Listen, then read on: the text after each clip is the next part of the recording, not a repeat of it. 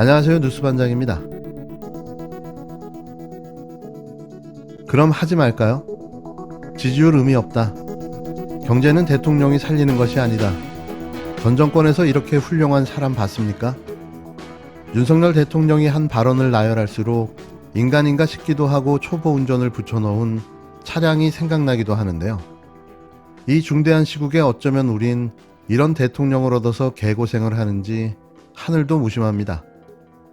민주당 하는 꼬라지를 보면 0.7% 차이로 패배한 것이 신기하기만 한데요. 그럼에도 애쓰고 민주주의를 사수하기 위한 세대는 꾸준히 이어지고 있는 것이 희망일 것입니다. 다른 건 다 차치하고 그저 사람이 최소한 갖출 수 있는 상식, 그 상식선에서만 생각해도 윤 대통령은 뻔뻔하다 못해 무식하고 무지하며 아나무인의 하는 일마다 어미도종인데요. 영부인이 될지도 모르던 사람이 얼굴을 가리고 36개 주랭랑 치던 모습이 엊그저께였습니다. 그런 것을 보고도 판단하지 못해 이렇게 만들어 놨으니 하루하루 한숨이 끊이질 않고 걱정만 앞서는데요. 제발 자신이 없으면 그만 내려오면 좋지 않을까 싶습니다.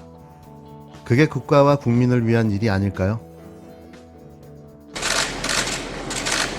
장관아, 이런 이제 날이 많이 습합니다. 장관아, 이런 이제 날이 많이 습합니다. 장관아, 이런 이제 날이 많이 습합니다. 지난 23일부터 전국에 장맛비가 시작돼 폭우까지 내렸지만 윤석열 대통령은 장마가 오려는지 날이 많이 습하다라고 말했습니다.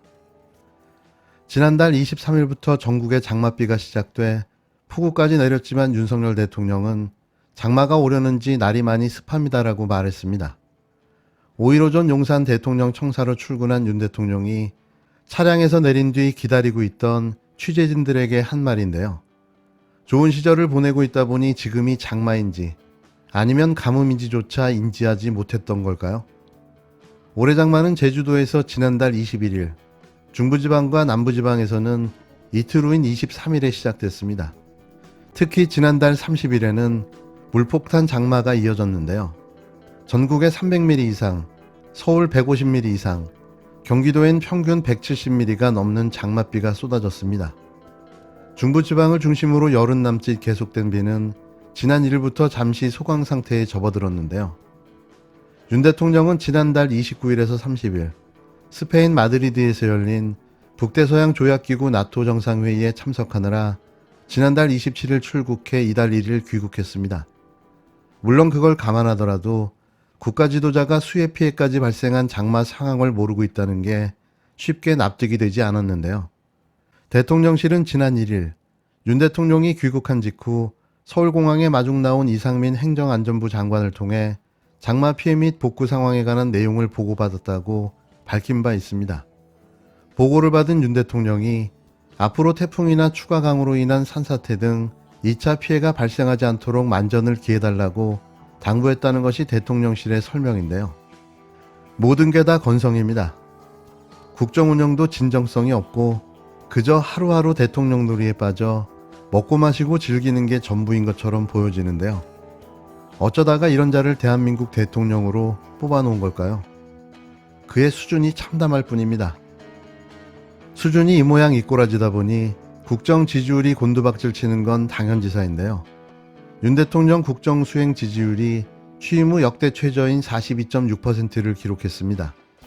부정평가는 53%로 긍정평가를 10%포인트 이상 앞섰는데요. 여론조사 업체 RN서치가 통신사 뉴스핌 의뢰로 지난 2일에서 4일 전국 만 18세 이상 남녀 1028명에게 조사한 결과를 6일 발표했습니다. 조사에 따르면 윤 대통령 지지율은 지난주 대비 2.7%포인트 떨어진 42.6%로 나타났는데요.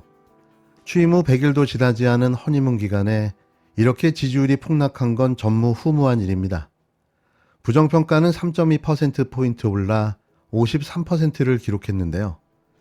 2주 전 조사에서 부정평가가 긍정평가를 넘는 데드크로스를 기록한 데 이어 부정평가가 긍정평가를 10%포인트 이상 앞섰습니다. 계층별로 보면 20대와 40대에서 부정평가가 60%를 넘었고 20대는 지난주 조사 당시 53.4%에서 61.3%로 40대는 57.9%에서 66.1%로 부정평가가 급등했는데요. 30대 부정 50.4%, 긍정 45.6%, 50대 부정 59.3%, 긍정 39.3%에서도 부정평가 비중이 높았는데요.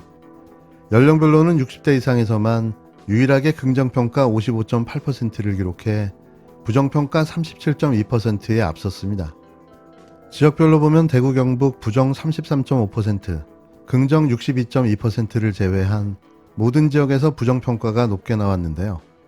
서울 부정 53.5%, 긍정 42.6%, 경기 인천 부정 54.7%, 긍정 40.5%, 대전 충청 세종 부정 50.9%, 긍정 46.5%, 강원 제주 부정 50.9%, 긍정 38.8%, 부산 울산 경남 부정 54%, 긍정 43%, 전남 광주 전북 부정 66.8%, 긍정 27%로 나타났습니다.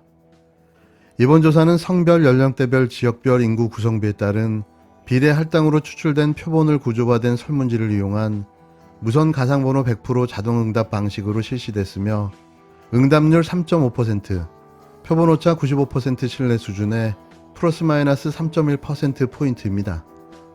더 자세한 내용은 중앙선거 여론조사심의위원회 홈페이지에서 확인할 수 있는데요. 이런 기조가 계속 유지된다면 앞으로 30%까지 지지율이 떨어지는 건 시간 문제입니다. 30%대 국정 지지율, 사퇴하라는 이야기인 거죠. 자신이 대선에서 받은 투표율조차 안 나오는 지지율, 윤석열 대통령은 심각하게 생각해봐야 할 때입니다. 윤석열 대통령의 오만과 독선으로 정부 출범 2달도 안 돼 온 국민이 나라 걱정을 해야 하는 상황이 벌어지고 있습니다. 국민과 소통을 위해 집무실을 이전한다더니 과정과 방식은 불통과 아지뿐이었습니다.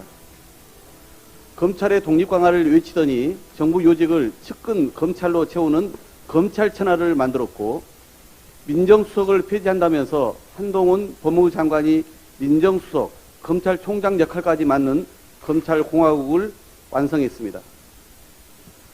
행정안전부 수장인지 경찰수장인지 모를 대통령의 충암고 서울법대 후배 장관은 13만 경찰 반발에도 경찰국 설치에 올인하며 전 정부 수사 필요성까지 언급하고 나섰습니다. 어제는 직책도 없는 일반인이 나토 순방을 위해 대통령 전용기에 동승하고 경호상 기밀 사안인 김건희 여사의 일정과 의전을 확인하는 등 제2부속실 역할을 수행한 사실까지 확인 보도되었습니다. 이러다 보니 대통령에 대한 부정평가가 날로 높아가고 있습니다. 윤석열 정부의 인사 논란, 독단과 일방 소통 미흡, 그리고 경제 민생 무관심 등이 부정평가의 주 요인으로 꼽혔습니다.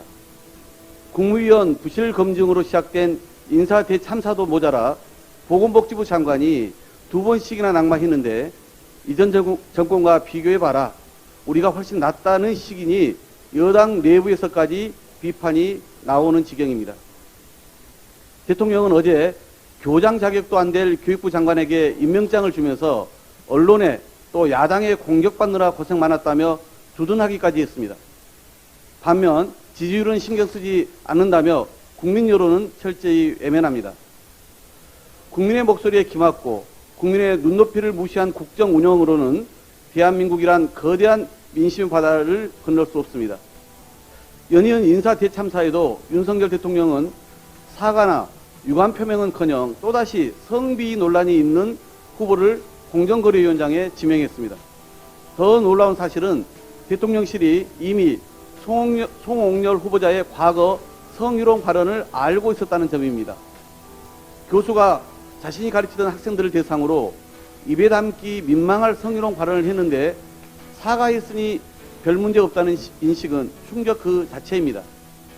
성비로 징계성 처분을 받은 윤재순 총무비서관도 대통령 측근으로서 꿋꿋하게 자리를 지키고 있으니 대통령과 사법연수원 동기의 이 정도 발언은 아무 문제 없단 말입니까? 아울러 전문성 면에서도 부적절한 인사로 판단됩니다. 송 후보자는 친재벌, 대기업 성향의 상법 전공자로서 공정거래법상 금산분리 원칙 폐지를 주장하고 재벌의 내부 거래 규제를 비판하는 등 재벌 정책에 대한 규제 완화를 주장해온 인물입니다. 이런 분이 과연 공정거래법 1조에 명시된 것처럼 사업자의 시장 지배적 지위의 남용과 과도한 경제력 집중을 방지하고 불공정 거래 행위를 제대로 규제할 수 있을지 의문입니다.